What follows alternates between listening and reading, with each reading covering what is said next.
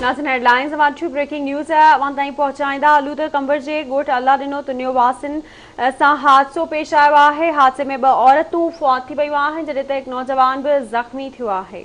बिल्कुल नाज़रीन अफ़सोसनाक ख़बर अवां ताईं पहुचाई पिया। खैरपुर जूसो रोड ते मोटरसाइकिल कोच हेठां अची वई आहे। नतीजे में पीरसन हलीमा खातून ऐं पोपरा फौत थी वई आहे जॾहिं त बाबर तुनियो सख़्त ज़ख़्मी थी पियो आहे। ख़बर अवां ताईं पहुचाई पिया लाड़काणो मां जिते कंबर जे ॻोठ अल्लाह ॾिनो तुनियो वासिन सां हादसो पेश आयो आहे। नतीजे में 2 औरतूं फौत थी वयूं आहिनि जॾहिं त नौजवान ज़ख़्मी थी पियो आहे।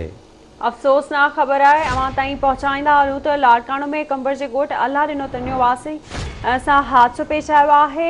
हादसे में 2 औरतूं फौत थी वयूं आहिनि जॾहिं त नौजवान ज़ख़्मी थियो आहे। खैरपुर जूसो रोड ते मोटरसाइकिल कोच हेठां अची वई आहे।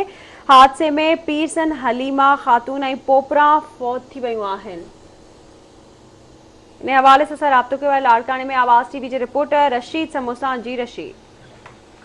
जी बिल्कुल संजा कंबर तालके जे ॻोठ अल्लाह ॾिनो तुनियो वासी आहिनि ही खैरपुर जूसो रोड ते जेको आहे इन्हनि सां हादसो पेश आयो आहे जंहिंमें 2 औरतूं फौत थियूं आहिनि ऐं हिकु नौजवान जेको आहे उहो ज़ख़्मी आहे। कंबर तालके जे ॻोठ अल्लाह ॾिनो तुनियो खां ही सुख खणी शाह गोदड़ पीर ते वञी रहिया हुआ त मोटरसाइकिल जो जेको आहे उहा मोटरसाइकिल स्लिप थियण सबबि उहा उनजी जेकी सुख सां जेके कोच में जेके माण्हू वेठा उनजे कोच जे हेठां अची वई जंहिंजे नतीजे में 2 औरतूं जेको आहे उनजे हेठां अची चिपाट जूं फौत थी वयूं आहिनि। फौती औरतुनि में जेको आहे पीरसन हलीमा खातून आहे ऐं 23 साल नौजवान पोपरा खातून आहे उहे जेके आहिनि फौत थी वयूं आहिनि ऐं नौजवान जेको बाबर आहे तुनियो उहो जेको आहे ज़ख़्मी आहे ऐं मोटरसाइकिल स्लिप थियण सबबि पंहिंजे ई सुख जेकी कोच हुई उनजे हेठां 2 औरतूं अची चिपाट थी वयूं आहिनि ऐं जिन खे इलाइक़े वासियुनि ऐं जेके सुख सां माण्हू हुते गॾु आहे उन्होंने लाड़काने जी चांडका अस्पताल जे इमरजेंसी वार्ड में पहुचायो जिते उन्हनि जा जेको आहे लाश आहिनि